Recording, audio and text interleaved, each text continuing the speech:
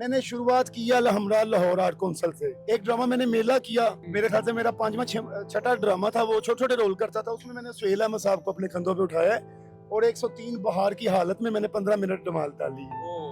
और इस किस्म के काफी रोल मैंने छोटे छोटे रोल किए हैं, जो कि अब बाहुबली ये वो फिल्में आ रही हैं इंडिया की, वो मैंने आज से 20 साल पहले रोल कर लिया हुआ है 90s में। यस। और वो रोल मेरा जो है इंडिया तक गया है। इंडिया में मैंने अमृतसर, लुधियाना, चंडीगढ़, दिल्ली, बॉम्बे तक मैं गया हूँ। और मुझे उस अकेडमी से अवार्ड मिले हैं जिस अकेडमी से अमिताभ बच्चन, शशि कपूर, ऋषि कपूर, राज कपूर फैमिली को अवार्ड मिले हैं अल्हम्दुलिल्लाह। कितने अवार्ड्स मिले? 4 अवार्ड है मेरे पास। जब मैं पाकिस्तान आया हूँ तो एक हादसे में मेरा ये सारा कुछ छिन गया। जो कुछ कमाया हुआ था सारा कुछ बिक गया, घर भी बिक के ऊपर लग गया, सब कुछ। इसी रिक्शे पे आप अपनी फैमिली के साथ दाता साहब के सामने भी सोते रहे? हाँ जी, वो एक कहानी ये है कि हालात बंदे के ऊपर नीचे आ जाते हैं। और एक टाइम ये आया कि मैं अपनी फैमिली लेके घर पर नहीं था, तो मैं फिर दाता साहब सोता रहा हूँ फुटपाथ पे। एक गद्दा था मेरे पास, किसी दोस्त ने दिया हुआ था, मैंने ऊपर बांधा होता था।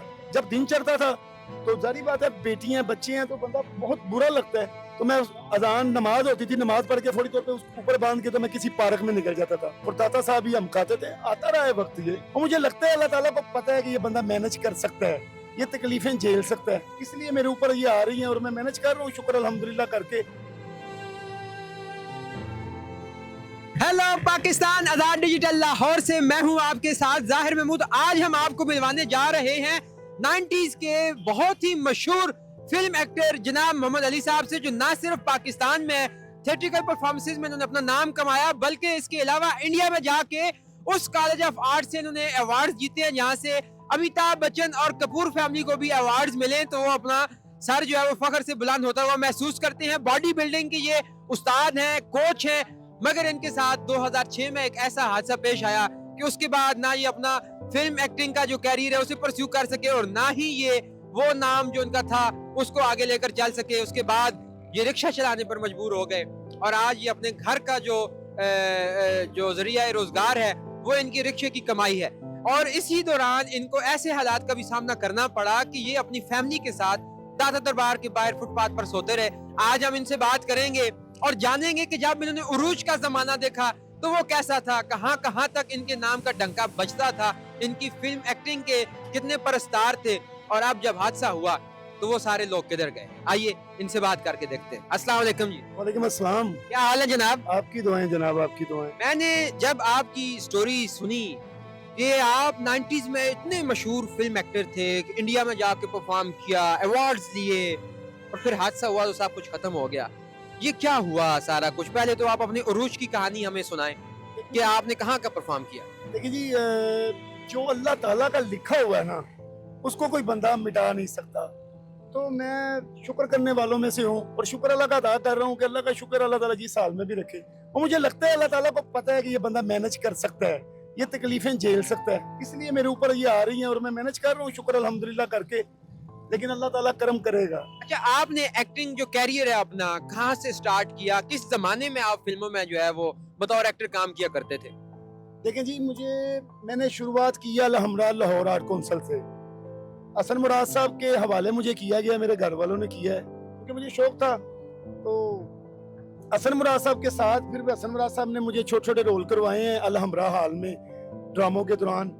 एक ड्रामा मैंने मेला किया, मेरे ख्याल से मेरा पांचवा छठा ड्रामा था, वो छोटे छोटे रोल करता था। उसमें मैंने सुहेल अहमद साहब को अपने कंधों पे उठाया है और 103 बहार की हालत में मैंने 15 मिनट धमाल डाली है। और इस किस्म के काफी रोल मैंने छोटे छोटे रोल किए हैं। यहाँ तक कि एक जंग अखबार के रोजनामा जंग अखबार के थे, रजा सुहेल साहब बड़े सीनियर सहाफी थे।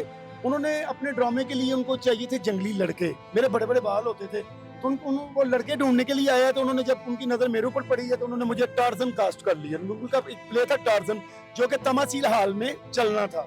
और मेरी बदकिस्मती, ड्रामा तैयार हो गया, सब कुछ हो गया, क्योंकि मैं एक बॉडी बिल्डर था और उसके लिए टार्जन के रोल में ना ये चीजें बड़ी जरूरी थी।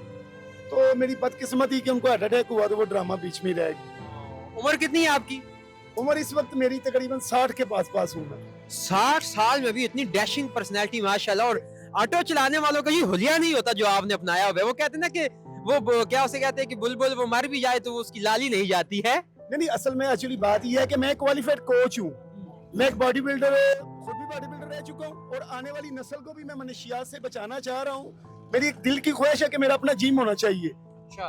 ताकि मैं आने वाली नस्ल को मनशियात से पाक कर दूं, लोगों का रुझान, बच्चों का रुझान इस तरफ लाऊं जो कि शीशा पी रहे हैं, नशे की तरफ जा रहे हैं। लेकिन वो मेरी बदकिस्मती ये है कि मेरे पास मेरे इतने वसाइल नहीं है, क्योंकि किराए का घर है, इतने वसाइल नहीं है कि मैं जिम बना सकूं। लेकिन मेरी ख्वाहिश है। अमिताभ बच्चन और कपूर फैमिली के साथ भी आपने काम किया इंडिया में, ये क्या कहानी है? अच्छा, इसका मतलब आपने इंटरव्यू देखा है वो मुझे खैर फायदा तो नहीं उसका हुआ। हाँ, जब मैं इंडिया गया हूँ उस्मान पीरज़ादा के साथ, क्योंकि रफी बी थिएटर के साथ मैंने 19 साल काम किया है और एक ही मैंने रोल लिया है दुल्ले भट्टी का, जो कि हीरो रोल था। वो हीरो रोल मैंने 18 साल किया है, क्योंकि दुल्ला भट्टी की डिमांड थी कि दुल्ला भट्टी के बड़े बड़े बाल होने चाहिए और दुल्ला भट्टी बॉडी बिल्डर होना चाहिए, और वो मैं उस वक्त में था। जो कि अब बाहुबली, ये वो फिल्में आ रही हैं इंडिया की, वो मैंने आज से 20 साल पहले रोल कर लिया हुआ है 90s में। यस। और वो रोल मेरा जो है इंडिया तक गया है। इंडिया में मैंने अमृतसर, लुधियाना, चंडीगढ़, दिल्ली, बॉम्बे तक मैं गया हूँ, और मुझे उस अकेडमी से अवार्ड मिले हैं जिस अकेडमी से अमिताभ बच्चन, शशि कपूर, ऋषि कपूर, राज कपूर फैमिली को अवार्ड मिले हैं अल्हम्दुलिल्लाह। कितने अवार्ड्स मिले? 4 अवार्ड है मेरे पास। ये कब की बात है जब अवार्ड्स ले रहे थे, इंडिया आ जा रहे थे? ये तकरीबन मेरे ख्याल से 2020 की बात है मेरे ख्याल से। 2020-21 में मैं। अच्छा, वहाँ इंडिया में जाके आपने किन किन मशहूर शख्सियात के साथ काम किया, फिल्मों में, थिएट्रिकल परफॉर्मेंसेस में? दिति नावल वहाँ की इंडिया की एक बहुत बड़ी एक्टर है, आर्टिस्ट है दिति नावल। उनके साथ वो आई हैं, उन्होंने बड़ा हमारे ड्रामे को सराहा है। और इंडिया के कुछ आर्टिस्ट हैं, लेकिन आज तो 20-25 साल गुजर गए हैं जिनके नाम मुझे नहीं पता, लेकिन ये है कि उनके साथ मैंने काम किया, मेरे पास पिक्चरें मौजूद हैं। पिक्चर्स मौजूद हैं। यस। अभी मुझसे एक गलती हुई है कि मैंने आपको अभी कहा है कि 2021-22 की, नहीं 2021-22 नहीं, ये 2005 में, 2004 में, 2003 में और 2000 में ये मैं इंडिया गया हूँ। अच्छा, ये तब अवार्ड्स मिले आप? तब मिले हैं मुझे, आज से तकरीबन 20 साल पहले। इतना शानदार कैरियर चल रहा था आपका, इंडिया में परफॉर्म कर रहे थे, पाकिस्तान का नाम बुलंद कर रहे थे, ऐसा क्या हुआ कि आप रिक्शा चलाने पे मजबूर हो गए? लास्ट टाइम जब मैं इंडिया से आया हूँ लास्ट टाइम, तो वो ये हुआ है कि मुझे उस्मान पीरज़ादा ने मुझे मुबारकबाद दी है। उन्होंने कहा मोहम्मद अली साहब आपको मुबारक हो। मैंने कहा जी वो किस बात की भाईजान? उन्होंने कहा मेरे भाई सलमान पीरज़ादा ने तुम्हें अपनी इंग्लिश फिल्म में कास्ट कर लिया एज ए विलन, क्योंकि मुझे विलन बनने का शौक था।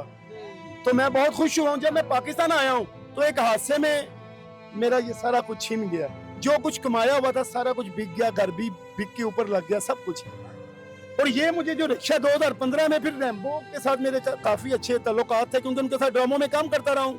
जब रैम्बो को पता चला कि मोहम्मद अली के साथ हादसा हुआ, तो फिर रैम्बो ने मुझे अपने एक शो में, एक्सप्रेस मालामाल एक शो चल रहा था एक्सप्रेस न्यूज पे, उस प्रोग्राम में मुझे बुलवा के मुझे ये रिक्शा दिया गया, और तब से मैं तकरीबन 10 साल हो गए रिक्शा चला रहा हूँ। इसी रिक्शे पे आप अपनी फैमिली के साथ दाता साहब के सामने भी सोते रहे? हाँ जी, वो एक कहानी ये है कि हालात बंदे के ऊपर नीचे आ जाते हैं, और एक टाइम ये आया कि मैं अपनी फैमिली लेके घर भर नहीं था, तो मैं फिर दाता साहब सोता रहा हूँ फुटपाथ पे। एक गद्दा था मेरे पास, किसी दोस्त ने दिया था, मैंने ऊपर बांधा होता था। जब दिन चढ़ता था तो जारी बात है बेटियां बच्चे हैं तो बंदा बहुत बुरा लगता है, तो मैं अजान नमाज होती थी, नमाज पढ़ के फौरी तौर पे ऊपर बांध के तो मैं किसी पार्क में निकल जाता था, और दाता साहब ही हम खाते थे। आता रहा है वक्त, ये कोई बात नहीं। वो लोग कहाँ गए जो आपको इतने सराहने वाले थे? जब हादसा हुआ तो वो लोग आपकी मदद को नहीं आए? लेकिन जी ये बुरा वक्त एक ऐसा वक्त है कि जिसमें अगर कोई मदद करता है ना, तो मदद वो ही बंदा कर सकता है जिसको अल्लाह ताला ने तौफीक दी हो और जिस पे अल्लाह ताला का खास करम हो। अब तो ये जो दौर चल रहा है, ये तो दौर ऐसा है कि नफसा नफसी का दौर है।